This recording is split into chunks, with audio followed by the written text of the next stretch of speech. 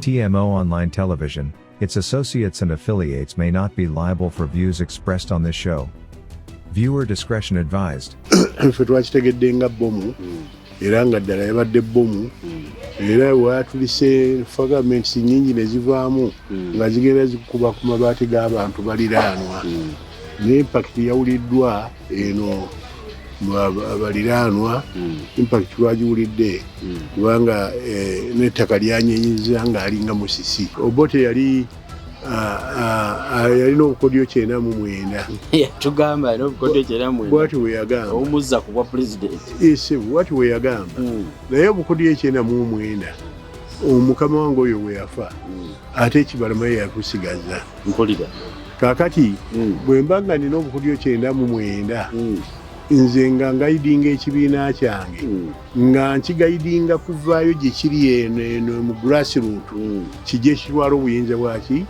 bw'eggwanga kuba kino kyogera mu lwatu nga naawe owulira n'abannayuganda abatulaba nti okutwala obuyinza kyekyawandiisa ekibiina kya National Unity Platform nti Kibalama yakola bubi nnyo gavumenti ayagala kujjako gavumenti lwaki ekibiina yakiwa gundi yakiwa Kyagulanyi si mulabe wa ggwanga lino kyova olaba nti mu 8 oluvannyuma lwa kalukano okulonda mu 8 wajjawo ekigamba nti Electoral Commission mubadde muteeka okulangirira ebivudde mu kulonda naye nno kaakati okulonda ebintu byonna bijjanga kuyita mu ofisiyani ya chairman w'Electoral Commission nga chairman oyo si mulala ye Paul Muwanga nga chairman ye Paul Muwanga yalina okulangira byonna ebivudde mu kulonda era n'alagira nti omuntu yenna alisangibwa ng'alangiridde ebiva mu kulonda nga tebiyise mu Electoral Commission ajja kutanzibwa emitwalo 5 eza Uganda. Mu kiseera ekyo ssente zaali zoogerwako si ye ssente ekwatibwa mu ngalo omuntu wa bulijjo. Kaakati Parallel Commission nebeera nga bakidizayiningira ku table ku mmeeza nti egindi ebuweekula nti ebuweekula twagala gundi yabaavaayo. Of course baalimu aba UPC abaalinga eyo wabeerangaawo ne balangira erinnya lyo nga wewangudde buweekula naye nga n'okwesimbawo teweesimbyewo. Abantu babuuza nti ate kakati gundi ateesimbyewo Mugwisa Samwiri Mugwisa bamulonze batya ate yali yazze atya okulondebwa. So ebintu bigenda bwe bityo vulugu oyo maje kugambye mapyaga ugalabye mapyaga akayingira oboolyawo ya assignment yasooka kujje gali kakati amajenga bagateeka buli kanyomera ka Buganda uditachi wano ditachi wali nga kantu konna kakuba ku kyalo abantu bajja kuleeterwa amajago. Ate amagye waliwo obulemeezi bwe bayitanga youth wingers aba UPC kati olutwala olugambo ku ditachi nti oyo nga bakukima.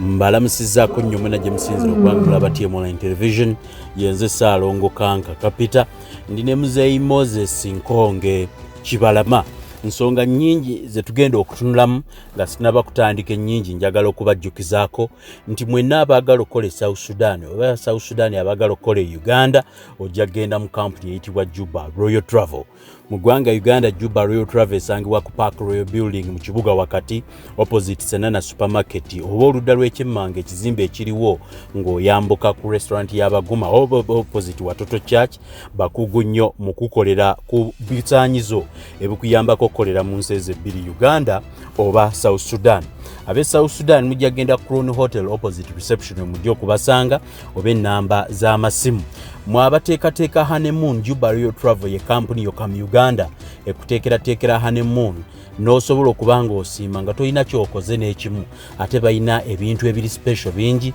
mwe muli okuprocessingira ku biwandiiko by'okutambula era nzigira nzigira mwewe n'abalina amakampuni agatwala abantu eweru. Juba Royal Travel ekolera ku travel document processing ebyentambula byonna ebikolako saako n'okuguza air ticket nga bwe businga okuba obukugu bwabwe, air ticketing services, cargo handling services. Mwenna mweyune kampuni eyitibwa Juba Royal Travel. Bw'atannazimba oba ateekateeka okuzimba oba ali mu kuddaabiriza nga ennaku zino z'ogenda okumala mu Uganda oba gwali mu Uganda ennaku z'ogenda okumala mu Luwummula, weekwate kampuni y'abasikawutu abazimbi abeesimbu abakulirwa Nkooyooyo Elisa Kiwana. Kampuni eno eyitibwa Stone Roofing and Construction Company. Teri service gyetalina eyazimba ennyumba nga tewaba wa mulimu wabula nga weetaaga kugiggala. Bayina workshop esinga okukola enzigi eziggala amayumba, be bazimbi bazikola ne bazikuteerayo. Nkooyooyo Elisa Kiwana ne kampuni ya Stone Roofing bayina tekinologiya nga gwatali wano bw'obanga waba wa site okugizimba bakuteerawo kamera. Kamera eno wonna wooli mu kitundu ky'ensi yonna oba oli bweru mitala w'amanju oba oli wano, osobola obutava ku mirimu gyo n'osinzira mu woofiisi yo ne bakuwa logins oba obunamba bw'onyiga mu kompyuta yo oba mu simu yo n'olabanga butereevu ki ekigwa ku sayiti yo okwewala obulimba n'okutereeza omulimu gw'obuzimbi. Kampuni ya Stone Roofing ekola bingi okusinga byenjogedde. Basangibwa ku kisaawe kya Municipal Council Nansana, Wakiso District. Ojja kubeera nga obakubirako omalako omwaka toguyingira na bibamba, toguyingira na bizibu. Kubirako ku Sheikh Hussein Kasolo omusajja omulombi w'edduwa ajja kulombera edduwa. Mu kitundu kino eky'edduwa njagala okutegeeza abantu mwenna nti bw'oyitira ku Sheikh Hussein Kasolo ebyo byonna bijja kufuuka lufumo, amaka gajja kutereera, emirimu ajja kugitereeza. Bino ebikulondoola nga bikulemesa buli kimu n'anoonya emirimu, ensonga zijja kutereerera ddala. Bano bagenda bweru noonya mukisa ebyange byanguwe. Yogerako ne Sheikh Hussein Kasolo mulombe edduwa. Mugwanga manyimu omukyalo omu ajjanjabisa enzijanjabe ya Habo ye Mama Mukisa wa Mukisa Habo Clinic ekisasi Kulambiro. Ono nga ajja kujjanjaba endwadde y'amaaso yonna gwe gy'owulira gy'omanyi. Mama Mukisa asangibwa mu kisasi Kulambiro mu Kasaana zone, talinayo branch endala. Ye kennyini bw'oyogera naye newankubadde bakujjanjaba mu malwaliro gano ag'ekizungu dotawona, talina maaso gatawonya. Mama Mukisa buli lwakusatu anaaza ekyogo eky'omukisa ekitebenkeza. Mwenna mu mweyuni lunaku lwakusatu leero kalu yalondayo mu wiiki ate era nga abeera kisasi Kulambiro okukola ensonga eyo. Bingi nnyo Mama Mukisa byakola nkubuuliddeko bitono. Ojja kuba oyitira ku namba z'amasimu ezo osobole okumukubira. Nsembayo nkugamba nti mwenna abali mu nzikiriza y'obuwangwa n'ennono, Ssaabakabona Jjumba aligaweesa abategeeza nti mugende okutandika ennaku z'omwezi nga 29 okutandika okutendereza n'okusinza Katonda ababuuse omwaka omukadde ate abayingize omwaka omupya. Nkulayirira Ssaabakabona w'abantu abakkiriza mu nzikiriza y'obuwangwa n'ennono abayita mwenna nti agenda bagabula ekijjulo saako n'okubakolako emikolo egy'okubayingiza omwaka omulala. So mwenna mukube ku namba ya Ssaabakabona ababulire enteekateeka y'okuyingira omwaka. Ngenze butereevu mu kitundu kyaffe kino ne Muzeeyi Nkonge Kibalama. Muzeeyi Nkonge Kibalama, emabega awo twakola program tukomyewo mu kitundu ekirala nga tulina ensonga nkulu. Ssebo wasuze otya, oliyo otya, obadde otya okuva lwe nali wano? Ssebo nasuze bulungi. Mpozi gweyo tubadde bulungi naffe ennaku zino. Kujjako nti ebyasigala mu mubiri olwala mubaamu obugonvu obutavaawo mangu. Covid oyo yalekamu ebirwadde ebira mu mubiri ebitali bya bulijjo. Oba efuna omusujja bw'otyo, ofuna okulumizibwa omutwe. Naye ndowooza ebyo beera side effect y'eddagala eringi lye twatwala. Kati eddagala eryo likyatukozesa. Naye Katonda yannyambye n'emiggo n'engivaako nagisudde kubanga kati mpuliramu endasi. Siri bubi n'akamu, mpuliramu endasi era natambuddeko muneng'erako mu kibuga e Kampala. Ssebo mazima Covid ono amenya omuntu, naye Katonda atusaasire. Nawuliddeyo ne weevu eye South Africa eyo. Simanyi oba ye abantu bagyekuuma batya kuba bagambye ye ate terina na bubonero nnyo buli awo. Bweraga nti buno buneeyoleka abajjanjabe kino kale eyinza okuba deadly. Nsuubira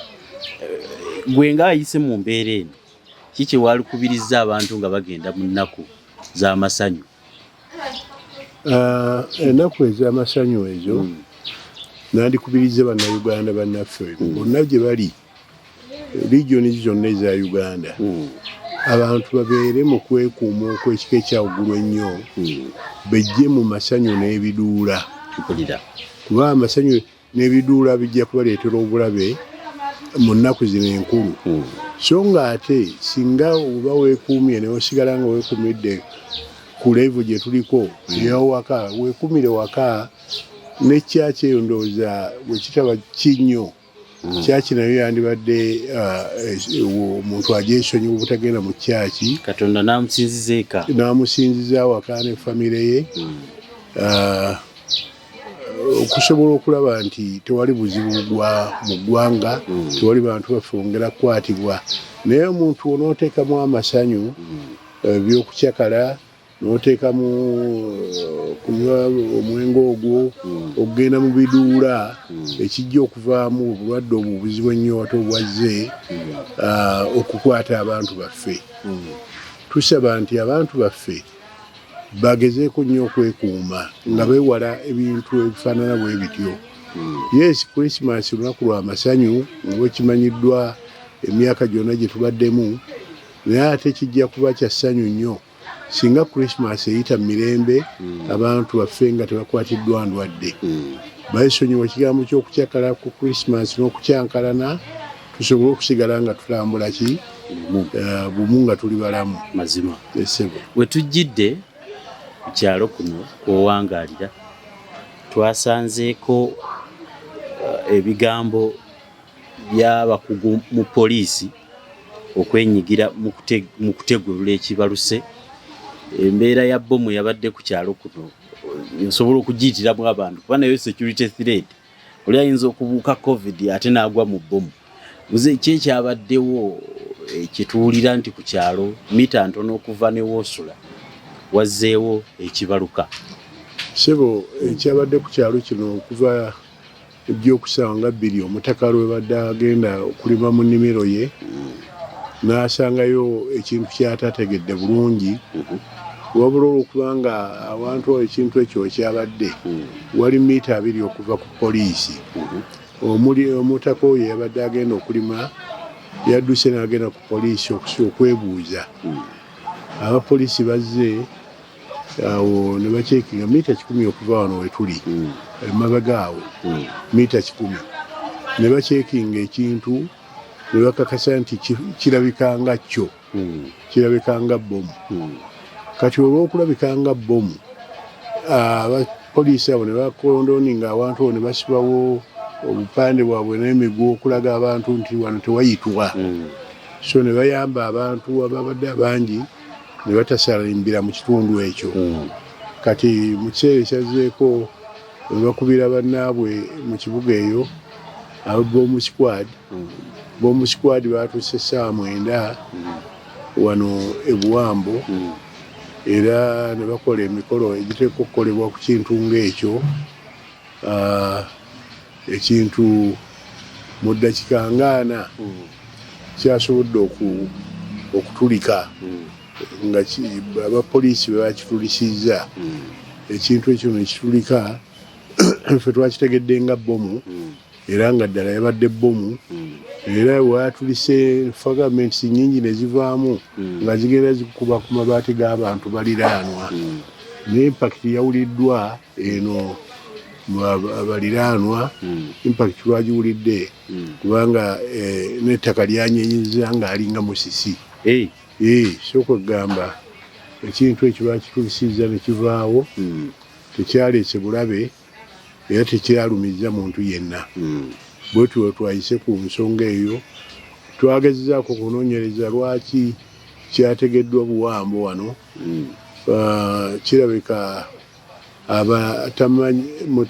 batamanya nganda bagenda ndowooza mu kutiitira okubadde olwa bino nti babagoberera nnyo ndowooza twalowoozezza nti oli yagendedde kujja kukisuula busuuzi nga kisuula balemu kukola ki engeri y'okukyejjako kubanga ensonga eziriwo wakati awo ogenda n'ozitunuuliramu obulungi nti lwaki yategeddwawo kumpi ne poliisi mita 2 n'atatega ku poliisi kwennyini kirabika nti mita 2 ezo era tekyagendereddwa kulumya basirikale kubanga era kyabadde out of range y'abasirikale nga police post eyo ng'esigadde eri safe ate era tetulabawo nti muliraano ali immediate gwe babadde bagenderedde kuba muliraano ali immediate yandibadde Kibalama wano singa baagala okutagetinga nze yakyandibadde mu compound yaye kubanga ngazi kale no olw'ensonga eyo twetulowooza nti oli yabadde yeetaasa bwetaasa n'akyejjako ku kireeto kukisuula awo mazima esebo ekituufu bw'oyogera bw'otyo kitegeerekeka kubanga oli bw'abanga ekigendererwa kyabadde kyakkuba poliisi mita 2 yabadde n'obusobozi obukyongerawo wali kisobole ogikuba kireete impact ennene ate singa yabadde ayagala kikuba Kibalama obugazi bw'ekifo kyo w'otudde mumala omuntu okutega ekintu n'otakirabirawo singa gwaba kyekigendererwa naye kali okusinziira ebuwambo eno naye kankubuuze muze mu buwambo muno muli seefu mutunulira environment ya security y'ekitundu kino muliramuko we muyinza okugamba nti awo waliwo ebirumira nedda ssebo ewaffe eno ebuwambo abantu bali mu kkayanira ploti utuuze yenyize ku ploti ya munne oli yenyize ku ploti y'oli omulala bintu ebiri eno bintu biri economic bwebityo bakayanira mu byenfuna bakayanira mu ki naye ng'ewaffe eno teri insecurity kubanga insecurity ginalabako mu 8 wano nga twakava mu kulonda okw'ekinaana mu Desemba awo okutandika January 81 awo ekintu kyafumbira ddala era ng'okiraba emisana ng'okirabira ddala emisana naye kati wano tebuwambo tekyaliyo insecurity ey'engeri emu oba endala poliisi yaffe tukuuma bulungi te tulina kati nigeri gye balina ne communication kuba poliisi mu myaka egya 8 tebalina communication ng'ekintu kyonna kiyinza okukolebwa muyinza okuwa mu bulabe naye kati balina communication n'abasirikale bayongerawo bangi kugamba ne nsonga endala lwaki tulina detach ey'amagye eri awo kulira na YMCA kati detach eyo naye tuyamba obutagwa obutagwa mu buzibu nti batuukirawo ate essaawa y'ekiro era babeera muno nga balawuna kale nno mu buwambo muno bwe mutudde Moses Nkonge Kibalama omusajja ono aze n'akola ebyafaayo mu ggwanga muno kati ozeeyo olaba bwe tutunuulira embeera y'ekitundu womala okugamba olunaku lumu naye yakubuuza ku bintu byaliwo mu 8 eyo ddala gavumenti zafaanananga zitya mu mbeera abantu gye beeyisaamu kuba bw'ogamba nti ekikise ndalaba mu 8 kyo kyewalaba mu 8 kyali kitya mwaka gwa 8 gwali mutabangufu nnyo naye ng'oludda olwa gavumenti yali mu kiseera ekyo military commission yali ekulemberwa abantu abava e Tanzania nga mukulu Paulo Muwanga n'omukulu Yoweri Kaguta Tibuhaburwa Museveni nga bakulembeze b'eggwanga mwaka gwa 8 nga Paulo Muwanga ye chairman wa military commission nga ate Yoweri Kaguta Museveni ye vice chairman wa military commission kakati mu ssaawa eno oyinza okugamba nti yali vice president ow'eggwanga era nga yali minister wa defense ebyokwerinda kakati no obukulembeze bw'ekiseera ekyo bwali buzibu mu ngeri nti bo bajja Namundu bajja bawagirwa Tanzania eyanunula eggwanga lino kakati ya Tanzania ebeera nga magye era gavumenti nga bagikutte nti ya magye ekuumibwa magye era gegateeka okubeerawo gegasalawo ani anaasigalawo enkya oba ani anaagenda ku olwo ate abeerewo ani anaagenda mu ekizairo ani anaakolebwa atya byali bwe bityo so kati amagye ga Tanzania gakuuma nnyo ekitundu kino okutuuka mu mwaka gw'ekinaana ate nga mwaka ogwo gwali bize nnyo eri obukulembeze obwali busuubirwa nti bwe bunajja abatanzania baawa nnyo era bajja nga balina instructions okuva Tanzania wa President Mwalimu Nyerere nti bayambe nnyo Obote okulaba nga adda mu buyinza kuba Obote yali munywanyi nnyo gwa Nyerere kati bayamba batya Obote okudda mu buyinza abo nga bayambibwako Tito Okello Lutwa bayambibwako Basilio Olala bayambibwako bonna nga bwe bajja kusinga baali baki Balango na Bakyoli abajjira mu ggye erya Tanzania baali Balango na Bakyoli kati bwe batuuka kuno ekyafuula omwaka gw'ekinaana okubeera bize ennyo nti baatandika okurikulutinga abantu abajaasi okuva mu bunyomero bwonna bwe baasubiramu obuwagizi bwabwe in case nga baagala okutwala gavumenti kubanga wali weetaaga amagye mu kiseera ekyo okusobola okwenywereza mu ntebe kakati bagenda twala ekitundu nga mu busogo omu bawandiikamu kitonotono naye bwatuuka Tororo ne bawandiika awo ne bagenda Mbale ne bagenda ku lusozi eyo Essebeeyi bagenda mu speed n'ey'amaanyi kuba byotwogera nti recruitment exercise yatwala kumpi emyezi ng'esatu gyokka mu mwaka ogwo gwa kinaana ne balikulutinga obusajja bungi nnyo obwosomye oba tosomye naye ng'ojja okusobola okukwata ki emmundu oyingira buyingizi gwe baba bakwagala kakati ne bagenda babikulutinga abagiswawo bangi nnyo ne bagenda Esoroti wali kye beekola Esoroti kyali kiyitirivu Esoroti ne balikulutinga abateeso bangi nnyo mu ggye ly'eggwanga kati nga baliyita ggye ly'eggwanga naye yali faction baali jasi beekozeemu mulimu basobole okutwala ki obuyinza naye nga wala ku radio babategeeza nga eggye ly'eggwanga weliwandiika naye nga yali faction so kakati we bava Esoroti nga bawandiiseeyo bikimala ne bagenda e Karamojja naye ne bajjayo okwo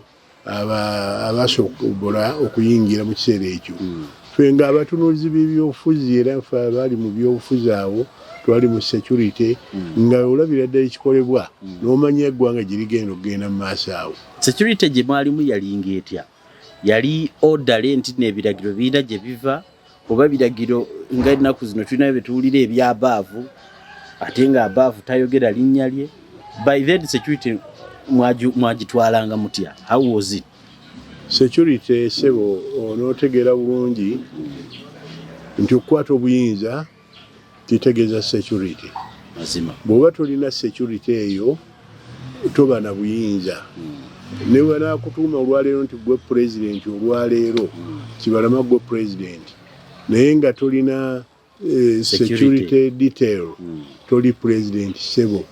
era entebe eyo ojja kumalako wiiki emu muli alina mundu ajja kugobeko nti gwe vaawo si gwe president so olw'ensonga eyo naye basajja bano gyebabadde nga sitole bwe badde egenda bwe batuuka e Lango kati awo okiraba nti Lango yali munene nnyo naye ng'alimu district ng'emu oba bbiri kaakati ne balikulutinga era ng'awo okutandika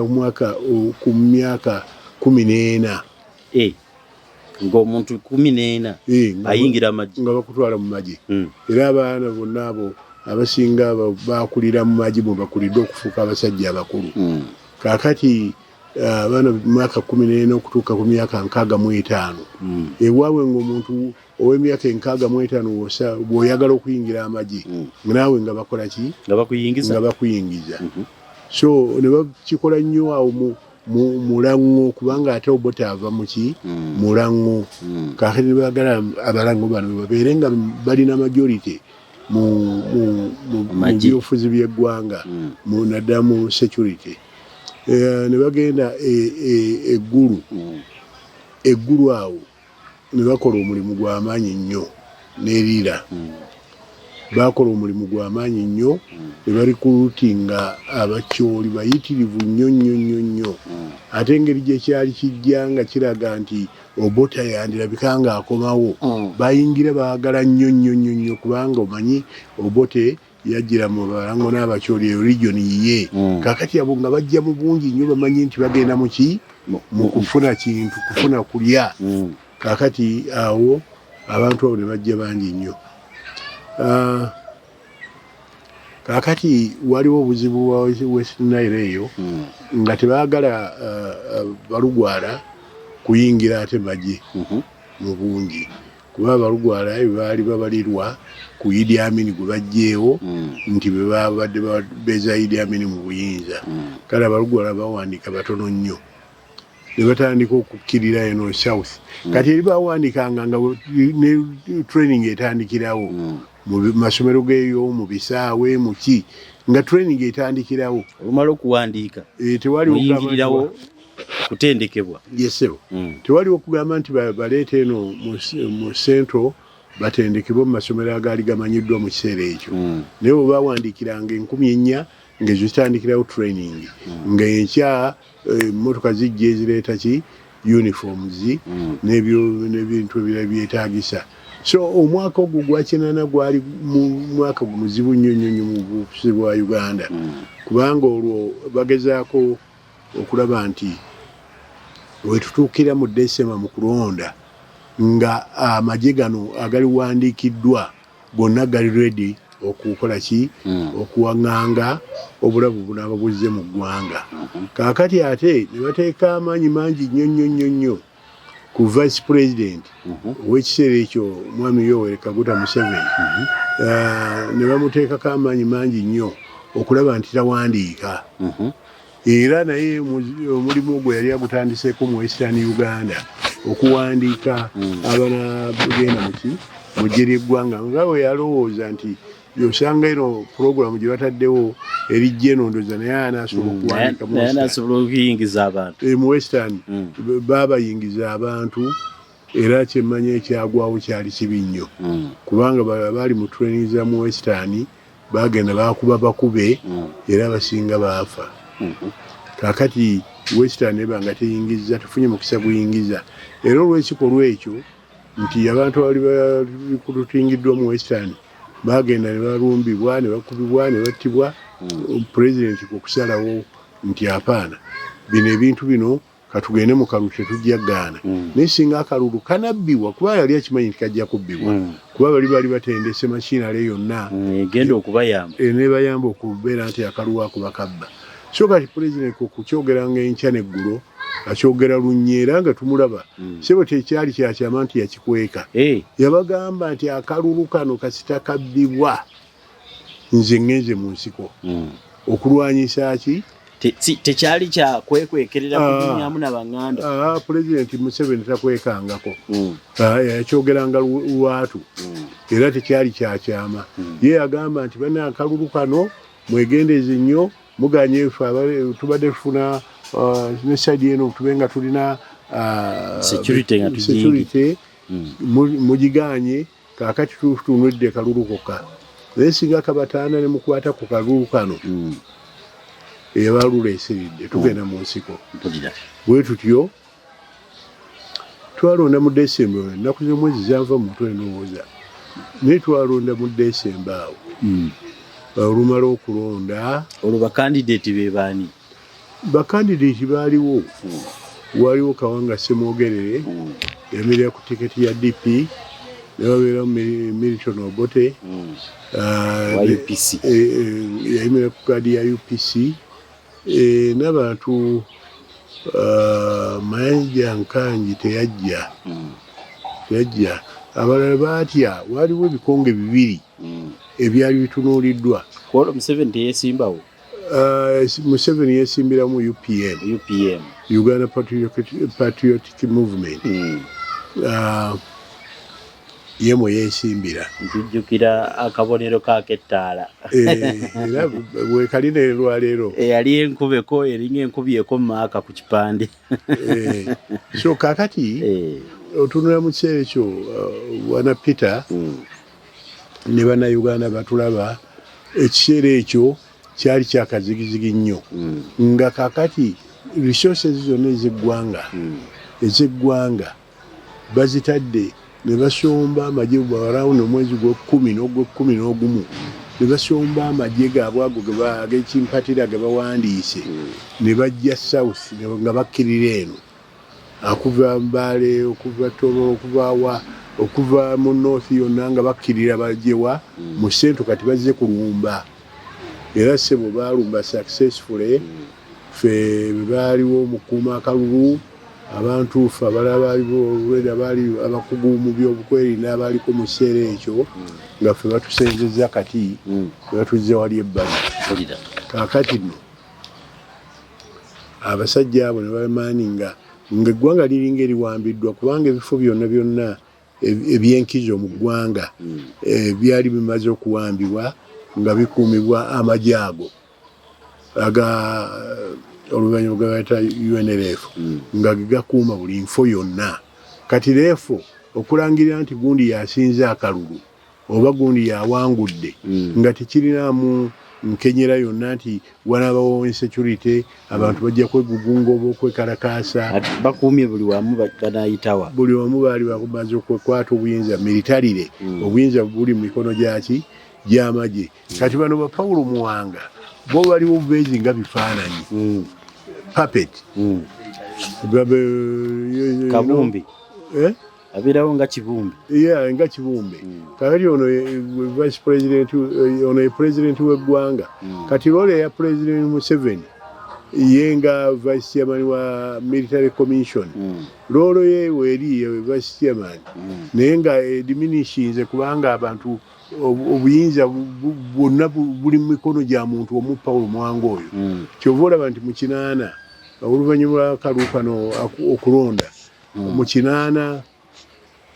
wajjawo ekigamba nti electoral commission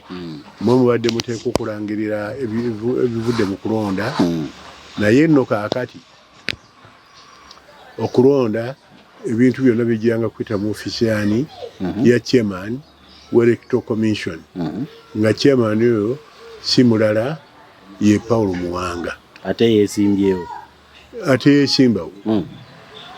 nga chairman ye Paulo Muwanga yalina okulangirira byonna ebivudde mu kulonda era n'alagira nti omuntu yenna alisangibwa ng'alangiridde ebiva mu kulonda nga tebiyise mu electoral commission ajja kutanzibwa emitwalo 5 eza Uganda mu kiseera ekyo sente zaali zoogerwako si esente ekwatibwa mu ngalo omuntu wa bulijjo nti omuntu yenna wadde munnamawulire anaasangibwa ng'asamwasamwa n'ebivudde mu kulonda ebitali official bivudde mu military commission ajja kukigwako kaakati abo ne bateekayo gundi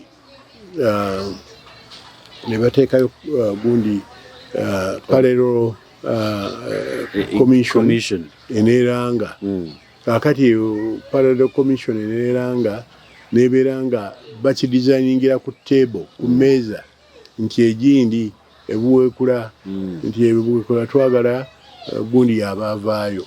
of course baalimu aba UPC abaalinga eyo wabeeranga awo ne balangira erinnya lyo nga wewangudde buweekula naye nga n'okwesimbawo teweesimbyewo abantu ne babuuza nti ate kakati gundi ateesimbyewo mugwisa Samweri mugwisa bamulonze batya ate yali yazze atya okulondebwa naye kati gwoyogera ebyo naye bano bakikoze ku table olw'okuharmonizing eggwanga litereere security wise na biki nga tekyali kubuuza kubanga ate bw'onoobuuza naawe ojja kgenda ne fayini oba n'ekibuuka eziwera so ebintu nebigenda bwe bityo vulugu oyo magye kugambye mapyaga ogalabye mapyaga akayingira oba oliawo ya assignment yasooka ku gye gali kakati amagye nga bagateeka buli kanyomera ka Buganda uditachi wano uditachi wali nga kantu konna akakuba ku kyalo abantu bajja kuleeterwa amagye ago ate amagye waliwo obulemeezi bwe bayitanga youth wingers UPC kati olutwala olugambo ku ditaaki nti oyo nga bakukima oyo nga bakukima abamu baafa abamu basobola okuluvuunuka so bibintu byaliwo mu kinaana tufuna eggye ly'eggwanga era kaakati wano President Museveni agenza okuddegenda mu nsiko n'abantu bangi ne bagenda ne mukulu wange John Bosco Bosa naye yagendera omwo n'ab'eŋŋanda zange abalala ne bagenda mu nsiko wano ewaffe Luweero wano kumpi awo ne biba bigere osobola okutuuka ne ku kigere otambula batambuza bigere okuva wano tebagenderanga mu mmotoka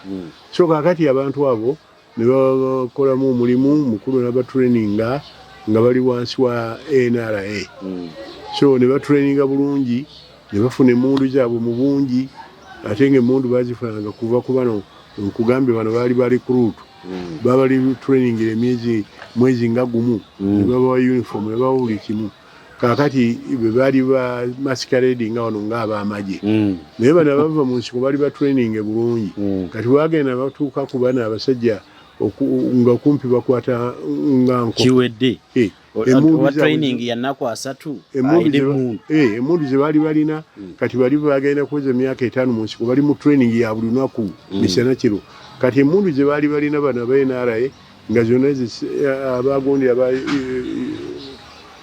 CUPDF UNLF aba UNLF emmundu ze baalina nga zonna zigenda ne zigenda ewa Museveni owulidde ezimu nga batagetinga abantu ne bagamba nti abantu abali mu magye abantu abaali ab'amaanyi nga bagenda ne batagetinga emmundu eziwerera ddala obanga 2 ne bazitwala mu nsiko nga mulimu mu sisimu mulimu kiriika eyo eyagala okutwala ebyokulwanyisa ne batwala Museveni. Museveni yalina omukisa mu nsiko eyo emmundu yazifunanga kuva mu eggye lyali supplier w'emmundu emmundu za Museveni okuggyako nga yazitwatulidde tezaavanga bweru mundu ntono nnyo ezaava ewa Gaddafi eyo ziyinza n'okuba nga tezaawera 5 naye nga emmundu ezisinga zonna baziwambanga kuki ku balwanyi ab'ekiboko kubanga bajjanga wano ne bakuba poliisi ng'eyo poliisi wagikuba ne bagijjamu emmundu eziriwo oluusi 15 oluusi 20 okusinziira ku nnamba z'abasirikale abasangibwawo ate emmundu zibeera mu amula eyo nga bagenda kumala okubanyweza ne baza amula emmundu zonna nga muziryawo ne batwala butwala poliisi ezaawera nnyingi nnyo bazitwalako emmundu bwe batyo era okusobola okubeera nti bayimirirawo mu ngeri y'okweriisa n'okwerabirira n'obujjanjabi balumbanga banka eyo banka awo ebeeranga egguddewo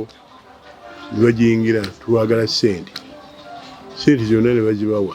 so olutalo ne lugenda mu maaso nga lulina ssente lulina obuyambi lulina buli kimu bwekyo kinaana n'ayita ng'okulonda kubaddewo okulonda ne balangirira Obote yasinze kati chief architect oyo yali Paulo Muwanga chief architect yali wa plan ezo ezatuuse oli mu ntebe otyo yali Paulo Muwanga era omulimu ogwo yagukola bulungi nnyo kaakati Paulo Muwanga ne Obote ne balangirira cabinet kati Paulo Muwanga ne bamuwa ekifo ekisingako mu ggwanga mu kiseera ekyo kyali Minister of Defense Vice President okuba Vice President w'eggwanga ate nga gwe Minister wa Defense gw'okwatibwako ebyamagye so kifo kyali kinene nnyo ekyo gwe President kifo kyali kinene nnyo ekyo mu mwaka ogwo era kakati nkigeraganya ku President Yoweri Museveni nti ye President owulidde ye Commander in Chief ye Commander in Chief so kakati Paulo Muwanga watyo n'azannya omuzannyo gwe ebintu byonna babitambuza bulungi naye ekiwunyisa mu mwaka gw'ekinaana ogwo nga gutandika gwakaggwako bwe guti balonze Vice President and Minister of Defense ekikwewunyisa Mwami Kakaka omusajja wo Nkonge Moses Kibalama ne bamutwala kubanga gavumenti ezo zifuna abakuumi nze olweri nasangibwa ndi musirikale wa poliisi kakati ne bantwala obukugu bwange ogenda okukuuma vice president era minisita waki wa defense ebyali eyo etugenda omulimu tugutandika mulimu twagukola bulungi n'obuvumu ebibiina byewalanga kubanga manya nti ekiri mu nsiko nkimanyi abantu bange ne baganda bwe bagenda mu nsiko olunaku olumu bajja kudda wano kati bw'oba wakola effujjo eryo naawe biyinza okutwaliramu bakubala kwabo be badde banoonya nga balwana so n'enkola wa Paulo Muwanga eyo emyaka egyo gyonna okutuuka Obote lwe yavaako mu 85 86 Obote wavaako mwami Paulo Muwanga naye n'akwatibwa biringa ebyo n'alwala n'agenda mu ddwaliro tuuka olumbero olwamutwala so kati olaba nti gavumenti eyo ne mu nkyuka yayo twaliwo twalaba so kakati naye tutwala gavumenti mu maaso n'eggwanga. Njagala kubuuza eyo mu basajja abo ensonga bazisalangawo batya baawulirizanga omuntu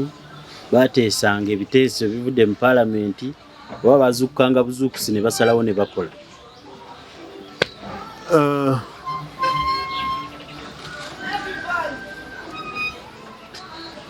abantu abo tebasalangawo mu ngeri ya kuteesa ekyoyitanga gavumenti bwogamba nti kimpatiira byali bya kimpatiira kyali kibi nnyo nga omuntu tugambe nga wano waliwo eddembe ly'obuntu ettono eririwo kati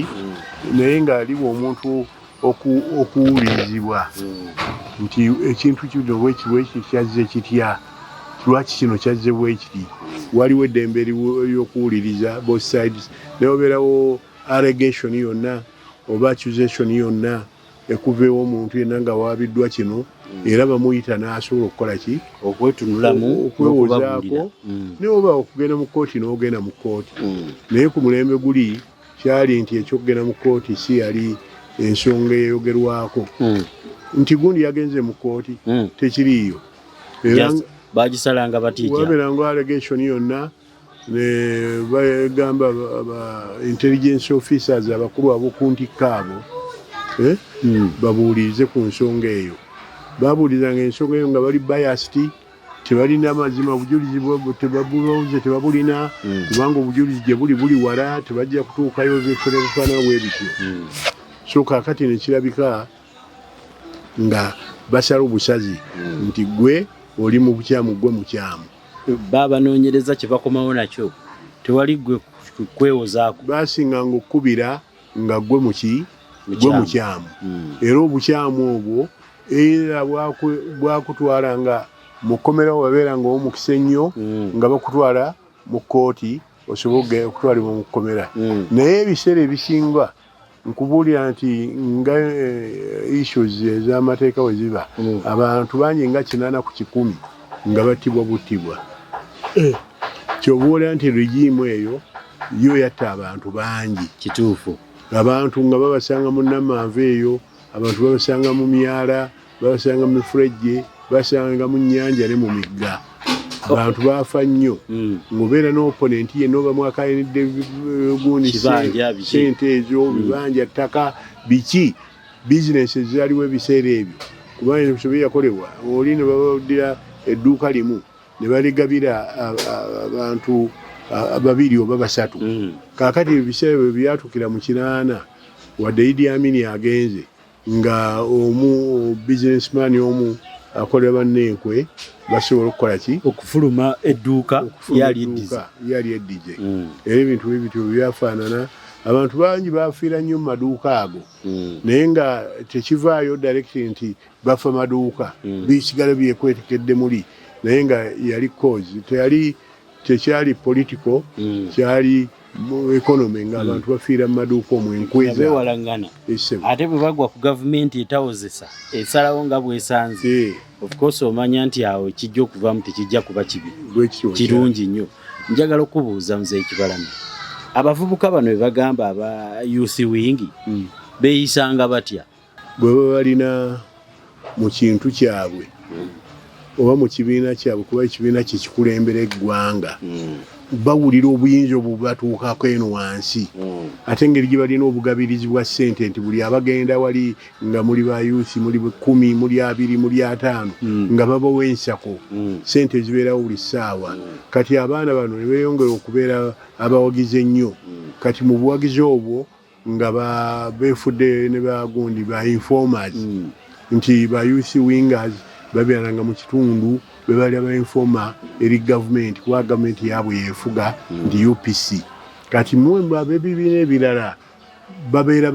bababega era nga waliwo nekye twayitanga okuyunga section nti omuntu ne webeeranga nga ddala talina kyabulabe kyonna eri gavumenti naye nga basobola okuyungako section nti okola bwoti okolagana n'abayekera olina byomanyi olina abantu bwe bityo ne babakwatibwa nga abantu ne bafa abantu bangi ne battibwa nnyo nga battibwa olwa gundi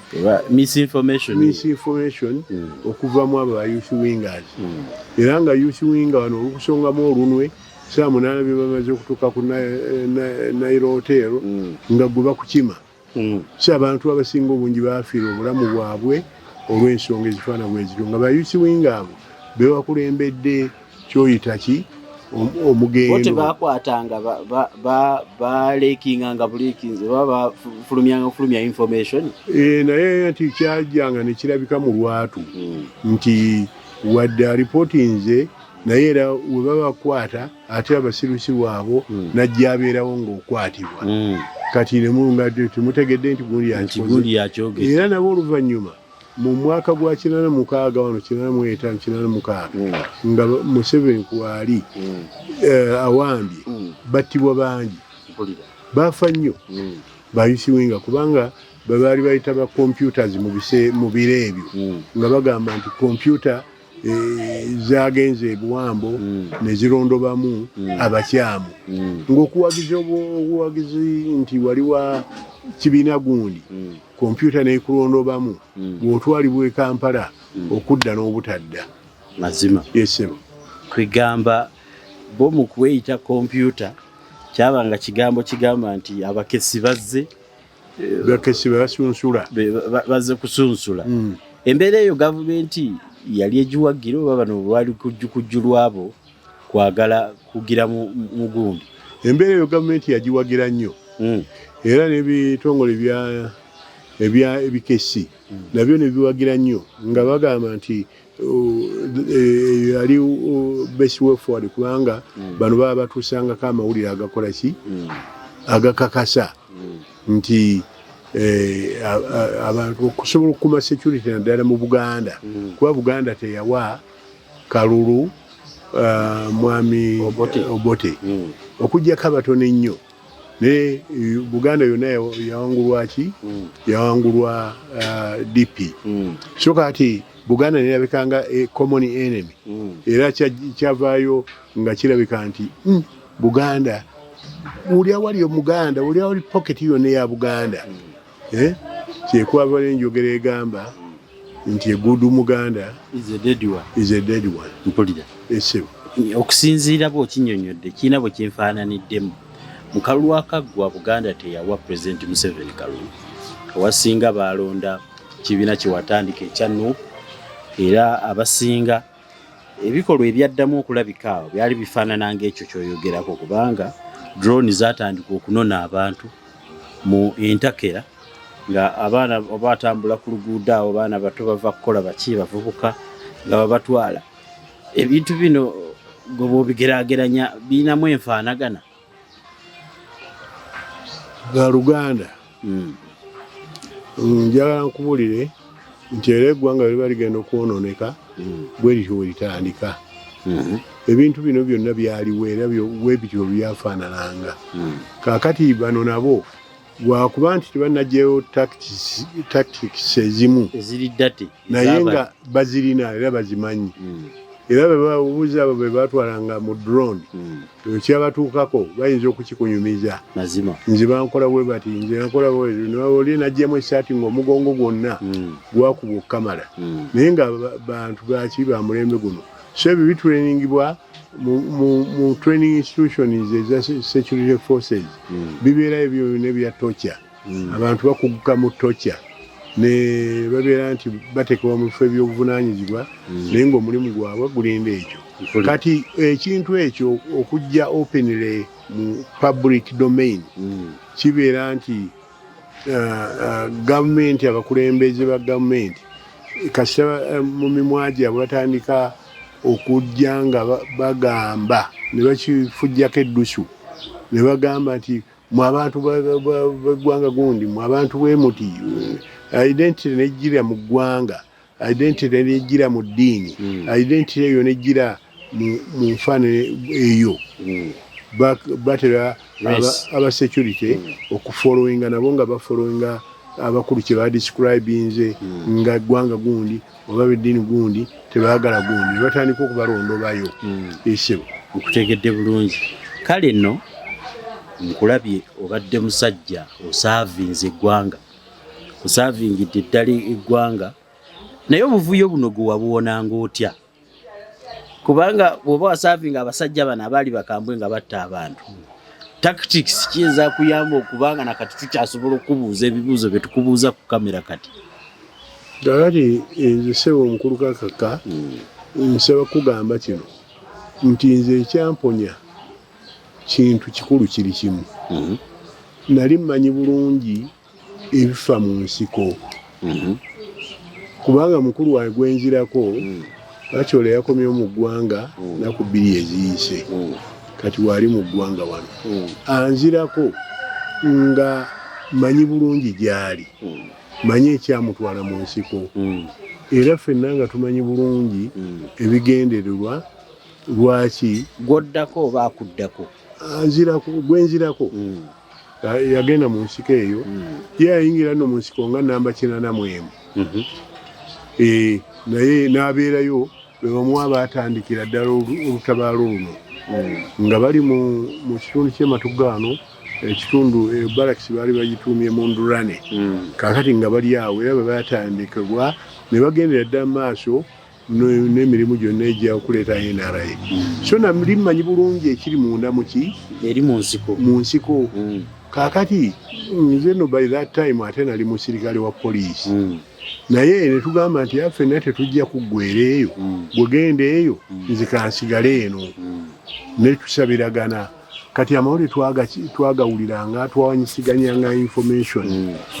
nga tuyita mu bantu olina ku briefinga nti gye bali naye bapalanga bwe bati gye bali naye tugenda mu maaso kyekino kakati ate omukisa ne gunkwata bubi nembeera kati nze ndi escort wa vice president and minister of defense kakati olwo ne siganye mundu zirina bomu zirina nina buli kikozesebwa kyonna naye nga omutima gwe gungamba nti naawe eddakiika yonna ofa kituufu kubanga singa kompyuta zaabwe ezo zivaayo ne zigamba nti oyo alina muganda bwe bali bwe bati naanifudde so omuntu asuulirira okufa ate siyinza naye kwenyigira mu bikolwa bikola ki bitta batuuze bannaffe abalala ffenna ate nga kyali ku mitima gyaffe singa abayekera bano batuuse eggwanga ne lunulibwa nga gwe teweeraba wekka ng'omuntu omu nti watuuka wamala singa abayekera bano batuuka ne batunula mu mbeera eno nga tawe toyinza gatta ku bibi eggwanga lijja kukwata ki ekkubo egguluŋŋamu owulidde kaakati nze nesenyigira mu bikolwa ki bikolwa bifaanana bwe bityo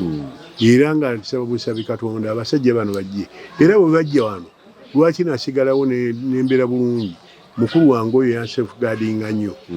kuba yajja mujaasi ate nga mukulu nnyo mu magye kati nga tulina freedom gy'otolabanga nako nga nekyobotenze okukyogera nako essaawa eyo nkwegaana generally nkitegedde bulungi mu mboozi yayita Muzeeyi Kibalama waliwo omuntu gwe njagala okutegeerako kubanga mu program ya leero ndi mu kuvuba mu nnyanja y'obuweereza bwo bwe bufaananye bw'owangadde nabwo mpaka nga nnoonya okutegeera the impact gy'okoze mu ggwanga lino ne lwaki kiri omanyize kyensinga okwebuuza mu nsi mu bibiina byonna ebiri mu nsi lwaki ekyamuzeeyi Kibalama kyekyasobola okuteekawo enkyukakyuka ng'ate abalala bebrandinga ng'ab'amaanyi mukyo olina kijja mu muntu yennyini n'ebirowoozo n'obuweereza bwe buzze bukola ki bwe bwali butambula kiryoke tutuuke ffe we tukola ki we tukirabira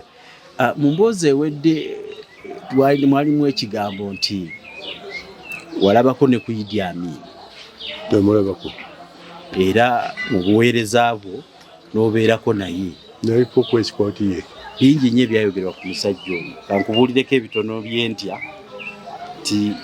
yakusongangamu n'agamba oyo omukyala wo omwetaaga n'abamuleeta gwe n'ofa yaterekanga emitwe gy'abantu mu firiigi nti yali ali abantu ekyo nakyo nakiwulira yattanga kyere ye waawulira lwayagadde yeeraguzanga nnyo ng'ayagala nnyo obulogo obumukuumira mu ntebe obwali obw'obulimba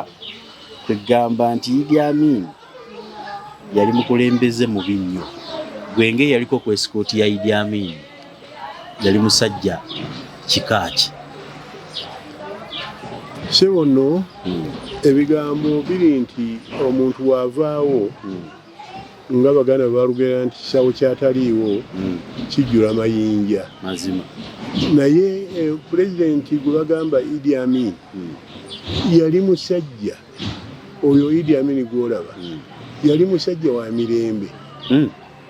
nkubuulira empulira waliwo ebintu ebimu byamutuukangako kwegamba ne bimuyitako ne bimusukkirirako naye n'aliyakitinga nga ow'amagye nawe yandikoze ow'amagye ali primitive naye nga Idi Amin yali mu buntu mu mutima gwe n'ebikolwa ng'obiraba bya buntu yali muntu mala mu nsajja oyo era yawonya bangi entatyaki y'okufa Idi Amin ekyamuva mu ngalo nkugamba nti excessive power ekoraptinga generally nga Idi Amin yo nga musajja wa ddembe era nga alina abantu be era nga ayagala nnyo abantu kati kyoyita kino nti yagendanga ku basawo olw'okusobola okweremeza mu buyinza sewo omusajja oyo yakozesanga ddiini ye omanyi nti eriyo abasiraamu abasoma ebitabo oba basoma Quran ne bajjamu obujjanjabi mu Quran kuba byonna ebiprovidinga birungi n'ebyo byonna ebiprovidinga kati woosaba dduwa ng'oyagala kufuna mirembe kufuna ddembe eggwanga lifuna emirembe liri biki bahaji ne bajja abawera 8 ne mutuula muddiirawo ne mukola dduwa ne mukola ebintu bifaananyiriza bwe bityo kakati ekyo nkiyite nti Idi Amin yagenda ku mulogo oba yagenda mu basawo yabikolanga mu ddiini ye eddiini ye providing abantu okukola dduwa okwesabira okufuna emirembe n'okufuna essanyu n'okugenda mu maaso ekyo kyo yakikolanga naye toyinza kugamba ne natishero nti omusajja oyo yali munanka yali muki yali mulogo nga agenda mu basawo omutima gwe guno ogwa Idi Amin fetugula abantu bebagutunywera tulanga gwali omuddugavu omutemu ennyo wali ku security detail yeggwe omutima gwa Amin gwali gutya mu kutunuulira eggwanga azejjeno n'abantu abalirimu okugirako nti obuyinza gavumenti nga bwefaanana providing a lot of power kintu kinene nnyo kiyinza kunyonyolera n'ekimalayo mazima power kintu kikulu nnyo ate kinene nnyo kakati olwa power ennyingi eyo gye yali alina ye nga pulezidenti w'eggwanga ng'alagira ate n'addira power ye n'agigabanyako kukosi obeera president power yonna si gwobeera nayo power ekka wansi mu bantu ab'enjawulo oyinza okuba ba RDC etc powers kati nebo ne beddeeyo wansi ne bakola ebyabwe ebimu ne nga tebikutuukanako ne bagamba nti gavumenti yani gavumenti ya Museveni yakoze kino kakati walingawo ba provincial governors balinga b'amagye babalonze okutwala nga bebakulembera province waliwo province mu biseera ebyo kati provincial governor ng'asalawo ekintu president w'eggwanga kyeyandibadde asazeewo n'ebintu ebyo bweyakolebwanga abantu abo nga kiraga nti gavumenti ya gundi ya Idi Amin yesazeewo okukola kino nakiri ba provincial governors bakolanga ebintu ebikyamu ebivanganya gavumenti naye nga of course byonna ebyo biva eyo mu eastern webiva mu western webivaawa byonna bikuŋŋaanira ku mutwe gwa president nti president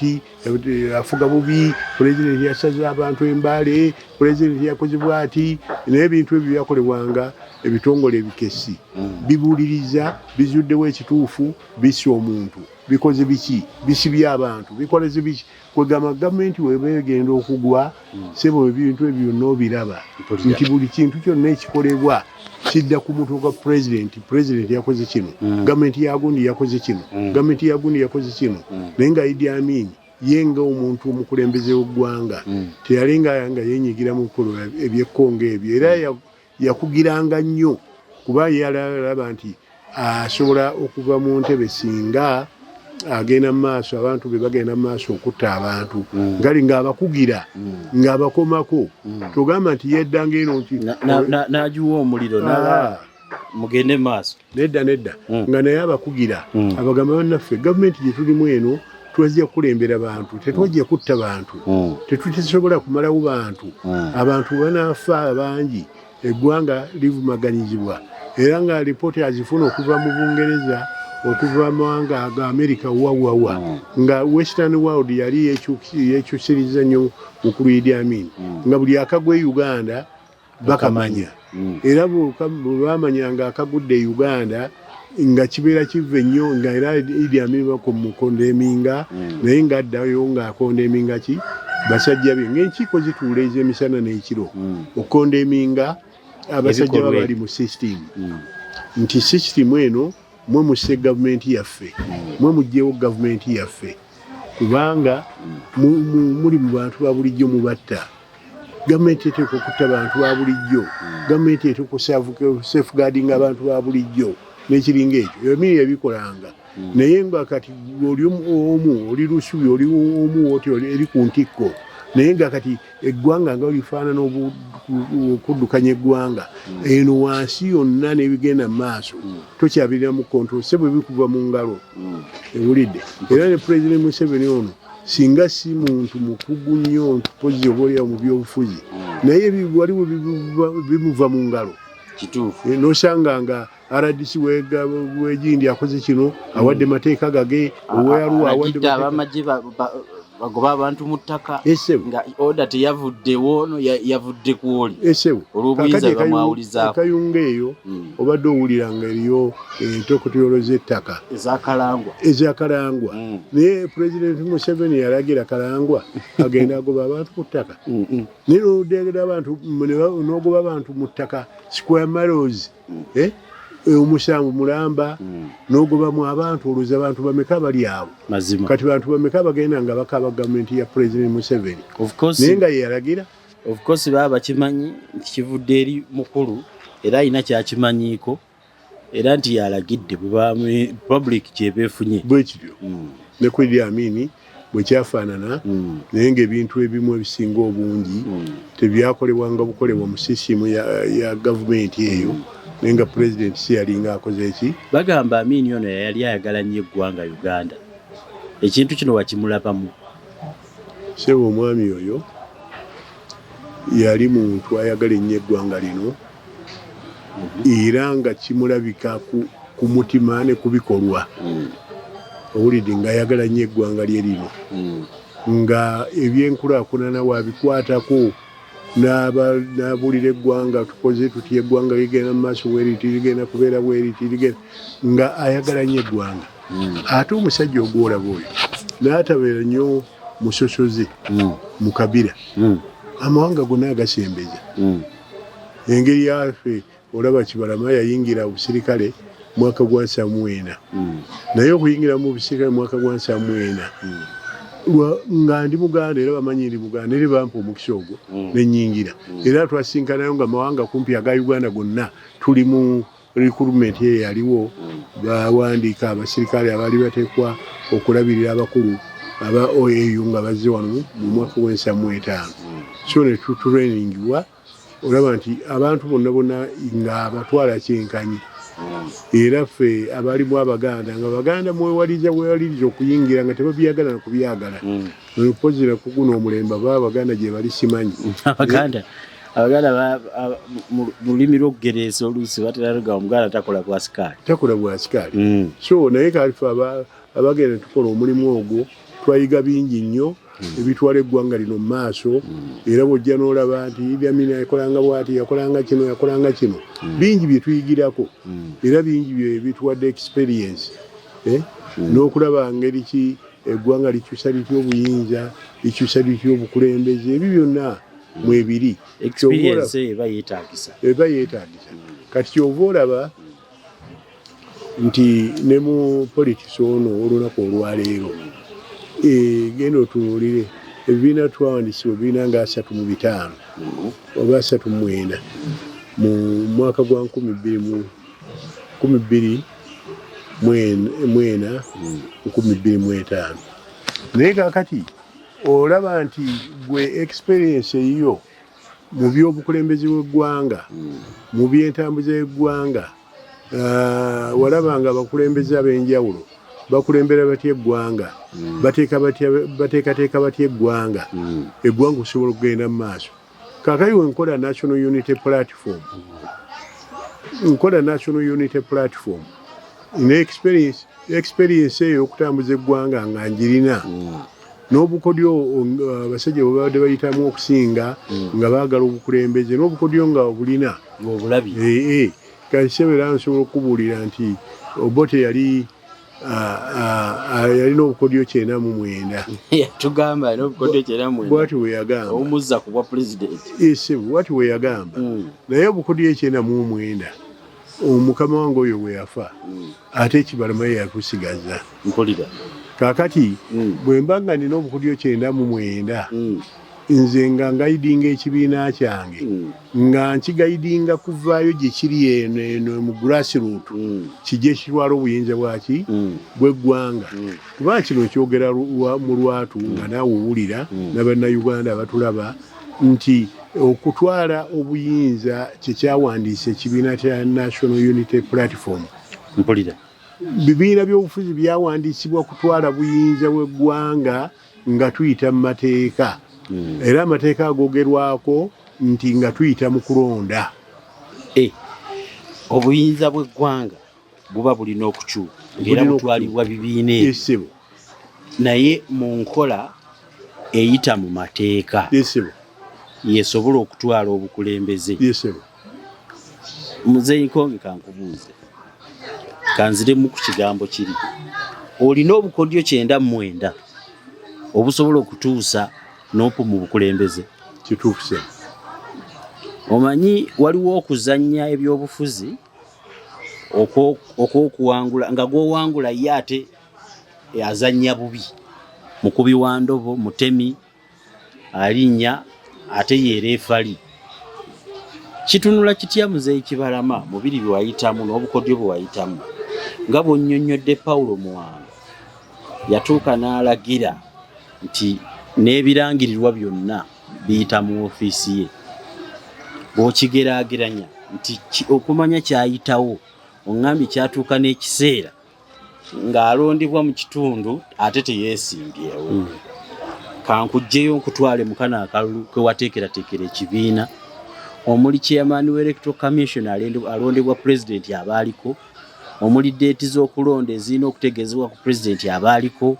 omuli facilities nti president abaaliko ye abana nnyingi omuli akaluke muyingira president nga is still a president nga tanaba mukalulu mwali naye era neeno yaani ye president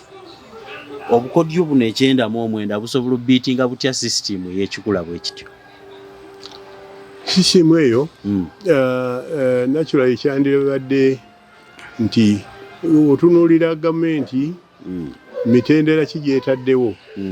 waliwo emitendera egy'okuteesa dialoguing waliwo emitendera egya kinaki kati we mutunula mu side ya dialoguing gwe ojjayo ebintu ebiruma eggwanga nti bannaffe okubeera ne elections ezi free and fair kyandibadde nga pulezidenti yandisoose n'awummula nadda ebbali entebe n'esigala ng'eriko omulamuzi omukulu w'eggwanga agikuuma ako kayitamu kamu ku bukodyo obwo kaba kakoze naye mukayisizza eri ate ekkubo lyeri yapevinze ery'amateeka lyeteekerawo kakati mwe temugeze kuba miggo temukunze bannayuganda kukwata miggo na mayinja kakati awo olaba nti obukodyo gye bukolera butandika eno mu myaka gino kakati tuli wano umwaka gwa 2021 naye tunaatukira 2026 wajja kubawo bingi ebikyusibwa mu mateeka kakati mwenga ab'ebyobufuzi mwali kyemugoba kyemwagala okutuukako ogenda bulungi n'oidentifyinga ne mwidentifyinga loopholes ezo zonna ezijja okuleetawo sanity singa mu 2026 ekola ki etuuka era ne ku mulembe guno nkutegeeza nti obumu ku obwo obukodyo bujjire eno mu nteeseganya zino naye bo nga tebaliyalazinze nti waliwo kino kinaatukolera negatively kiri kinaatukolera negatively naye ekijja n'olaba nti mu dialoginga waliwo obukodyo n'ebintu ebireetebwa mu dialogue ezo n'olaba nga mulina bye muyisizzaamu ne mugamba kale oba ebintu bibadde biteesa 30 tuyisizzaamu 15 kale katugenderaawo so nze ekibalama ky'oŋŋamba nti okweteekateekako okutwala obukulembeze obutali bwa kipaku na kuyiwa musaayi kutandikira mu kuteeka ebiteeso ebirungi ebyo ebinaakuyamba gwe okubiyitiramu mu mateeka okusobola okuyitawo mu ngeri eri fair kati abali ku opposition ndowooza abanuupu abaali badde mu parliament bwekitunulamu baali badde saawa ne batunula mu mateeka ago bandibadde batunula mu mateeka ago already twabategeezezza nti waliwo recommendations ezava mu lukiiko olukulembera ebibiina by'eggwanga byonna gyembadde empagiruwaga mu National Consultative Forum okulonda bwe kwaggwa okwasembayo kuli wakwaggwa okusembayo 2020 2016 olukuŋŋaana olwo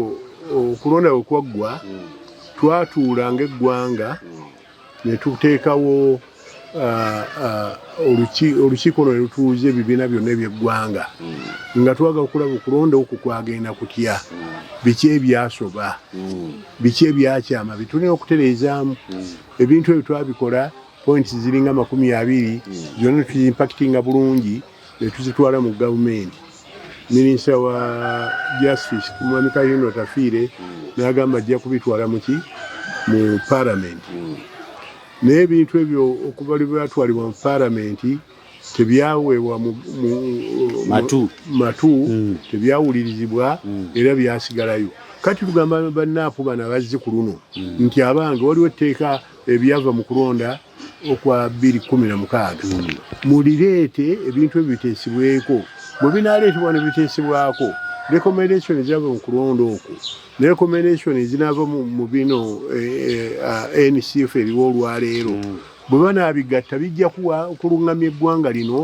okutuuka ku mulamwa n'ebigendererwa butya gavumenti weekyusibwa mu mirembe ng'abantu baffe tebakozeddwa ate tebalumiziddwa. National Consultative Forum eno omugaso gwayo guli ki? Kuluŋŋamya ebibiina byabufuzi ssebo. Ebibiina by'obufuzi okubiruŋŋamya batya? Kuba kyemmanyi ebibiina by'obufuzi nga mubitandika biba ne constitution yabyo ebiddukanya. Kati National Consultative Forum eba eruŋŋamya constitution ezo ebagiremu ebitakola oba ebawa amagezi ku birungi bye mulina okwongera mu already bye mulina. Sebo ekyateekesawo National Consultative Forum eyo twalina political forces bizite political forces mu mwaka gwa 2004 ebyobufuzi byali bitandise nga bibugumye nnyo kati ate twali mu mugendo gumu tuli mu nnyumba emu kati ebikonde nga biyitidde n'okusindikagana abasajja okutuuka lwe twanyigiriza ennyo gavumenti ne tugikyusa ekyali kigambibwa nti yali monopole kuba yali NRM yeriwo mugende mu NRM mugenda mwesimbiro mu NRM ate NRM yali ezzeemu kwawula ebyana n'abaana kakati tugamba nti nedda obanga gundi yasinze mu primary za wano ate mwe mwagala gundi yaba agenda kyaleeta obuzibu ne tuteesa gavumenti neeyita olukuŋŋaana lwatula mu fairway tuleete National Consultative Forum. National Consultative Forum twagiteesaako nekkirizibwa okuteekebwawo naye ng'omulamwa kwali kutabaganya ebibiina ebyenjawulo n'enzikiriza z'obufuzi ez'enjawulo abantu tube nga tulina kye tuteesa ne tuvaayo n'eddoboozi limu eddoboozi eryo nga bwe ligenda mu gavumenti erisitadinga nayo n'eriyakitinga ku ndowooza yammwe ab'ebifuzi ebibiina ebingi biki bwe mwasibiddeko essira kaakati nga tuyita mu National Consultative Forum tujjayo emiramwa gyonna ne grievances eziruma abantu baffe aba bulijjo ebintu ebikwata ku byobulamu ebintu ebikwata ku economy ebikwata ku politics ebikwata ku byebibiina so National Consultative Forum nga lyeddoboozi eryawamu ery'omwanguka mwe tulina okuyita okutuukirira gavumenti okugigamba nti kintu gundi ne gundi ne gundi kiteekwa okukyuka kintu gundi ne gundi ne gundi kiteekwa okuyimirizibwa kale gwe mulamwa National Consultative Forum kwebadde etambulira eyinawo enkyukakyuka gy'olabawo okuva lwe yatandikibwawo gyereeseewo mu bibiina by'obufuzi sebo nadda ku saidi ya security tubuze tukyogerako lunye enkya neggulo nti ebitongole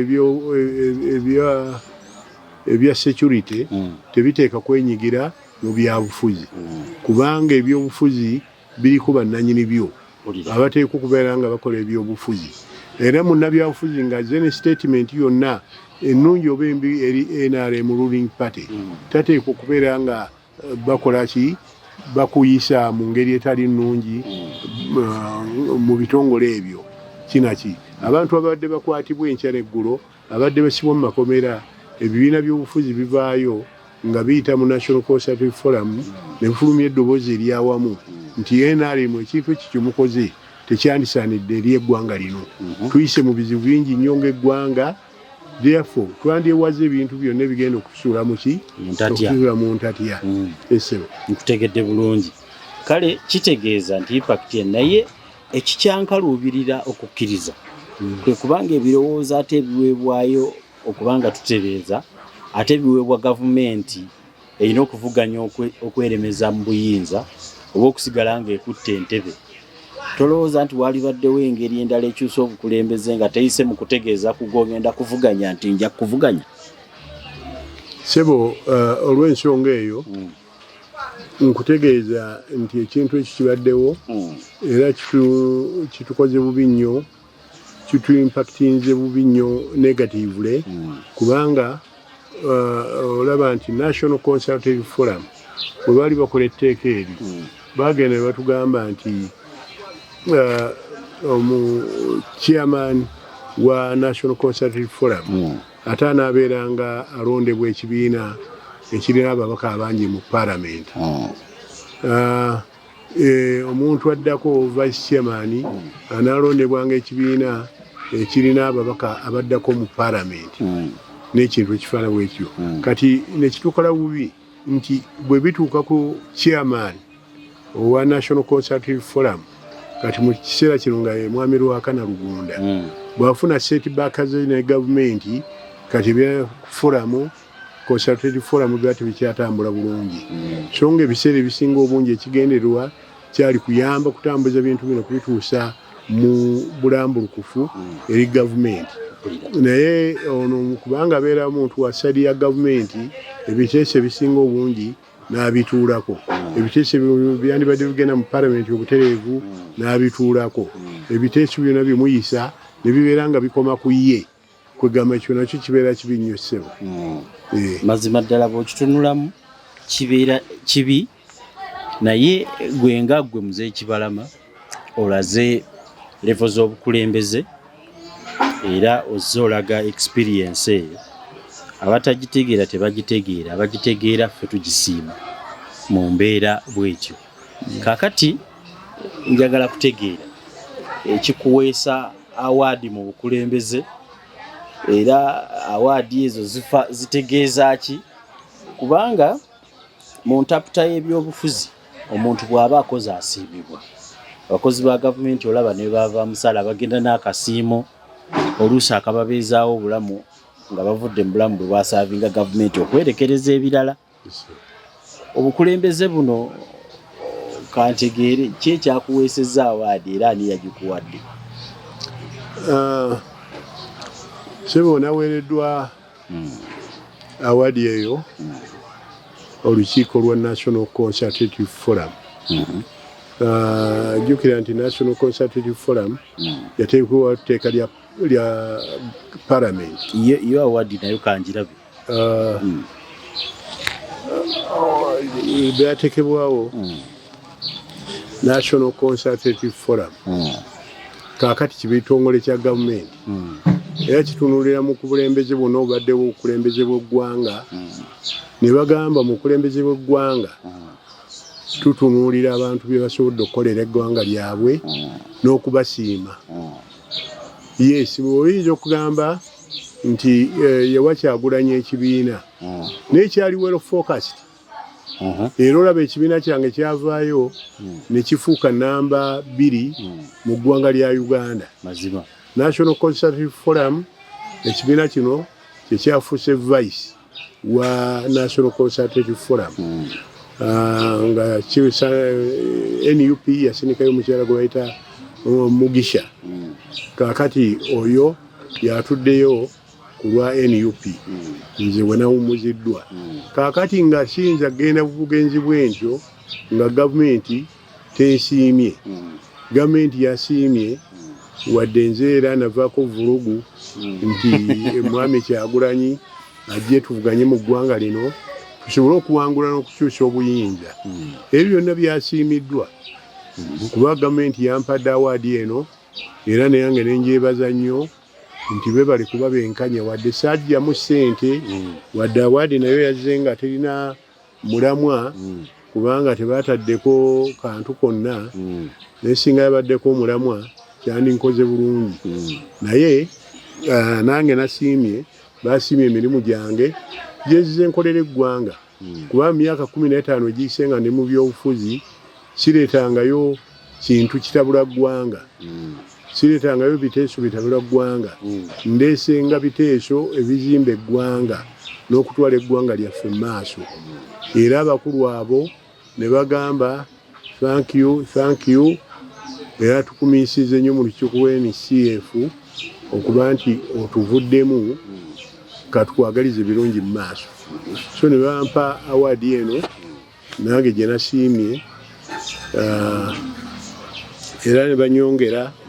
ne bampa ne certificate of merit. Certificate of merit eyo nayo eyongera kusiima mirimu gyange gyenkoledde eggwanga. Era yataddeko omukono yabadde omukulu Ruhakana Rugunda ku lwa gavumenti nga naye ayongera okukakasa gavumenti nti emirimu gyange ngikoze bulungi nagimaliriza bulungi wadde naleesewo ensasage mu ggwanga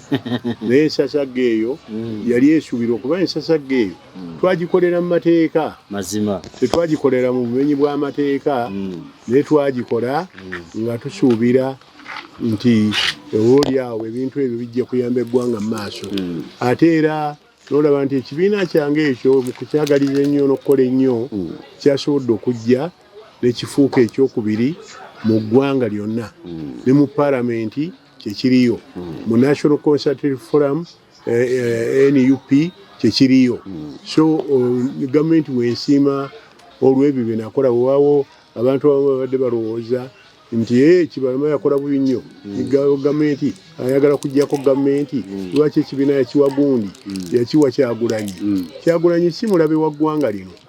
Oba oliawo naye bajja kumusiima ku leevo ye nti weewaawo twavuganya naye wali mutuufu, ensonga zo zaalimu amazima. Okuvuganya teba nsobi, okuvuganya teba nsobi era tebuba bulabe. So abantu ffenna twandibadde tugezaako emulatinga ebikolwa ebirungi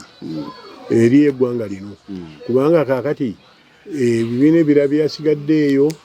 era bannaffe bonna nabadde nabo